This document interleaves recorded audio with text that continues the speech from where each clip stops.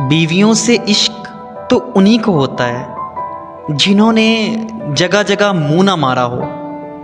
जिसने हर घाट का पानी पिया हो, इसे तो बीवी घर की मुर्गी दाल बराबर ही लगती है। खुदारा जिस पर दिल का पर्दा खोलते हो ना आप, उसी पर जिस्म का पर्दा भी खोला करो। जिसको दिल पर हुकूमत दो, इसी को ज़िंदगी भर के लिए जिस्म पर भी हुकूमत दिया करो। अगर मजबूर हुआ करो ना, तो कोई तल्लुक ही ना बनाया करो। बाद में आपका अपना सुकून तो बर्बाद होता ही है, साथ में किस्मत का लिखा जो आता है, आप उसका सुकून भी बर्बाद कर देते हैं।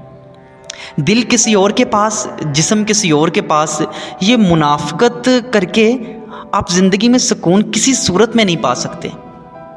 और वालदैन से भी मैं कहता हूँ कि खुदारा अपने बच्चों पर ना रहम करें।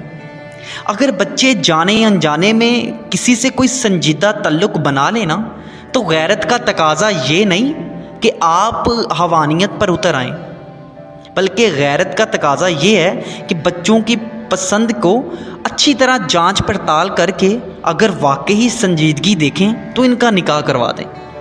ये ज़ात पात, रंग रूप, माल दौलत के झगड़े ये सिर्फ इसी दुनिया तक हैं, और ये दुनिया आर्जी है। आप वालदैन का इंतखाब बच्चों के लिए आखिरत तक का होना चाहिए। आखिरत वाले दिन रंग रूप, ज़ात पात के बारे में नहीं, हकूक़ के बारे में पूछा जाएगा, याद रखिए। अगर आपने दुनिया में अपने बच्चों से समझौता करवाया होगा ना, और समझौते की वजह से वो अपने शरीके हयात के हकूक़ पूरे करने में नाकाम रहे, तो इस दिन जब पूछा जाएगा ना, तो बच्चों का हिसाब कौन देगा? वो आप देंगे, क्योंकि बच्चों के पास जवाब होगा कि या अल्लाह, उन्हें हमें पसंद नापसंद का हक़ दिया था, लेकिन इन्होंने हमारी हक़ तलफ़ी की।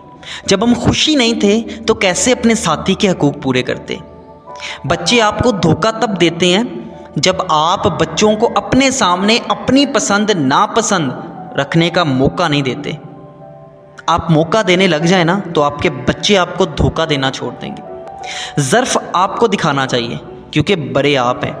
बच्चों के साथ जबर करके, इनको पगड़ियों के वास्ते देकर इनसे कुर्बानी मत मांगे। बच्चे आपके वास्तों के सामने बेशक मजबूर होकर आपका कहना मान लें, लेकिन इसकी सज़ा ना सिर्फ आपके बच्चे खुद को देंगे, बल्कि इसकी सज़ा उनको भी मिलेगी जिनसे आप बच्चों का जबर और वास्तों से निकाह करवाएंगे।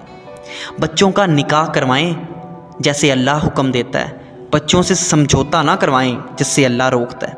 इतना याद रखें, जिस इलाके का बीज होता है ना, इसी इलाके में उगता है। किसी और इलाके में लगाओगे ना तो ज़ाया हो जाए।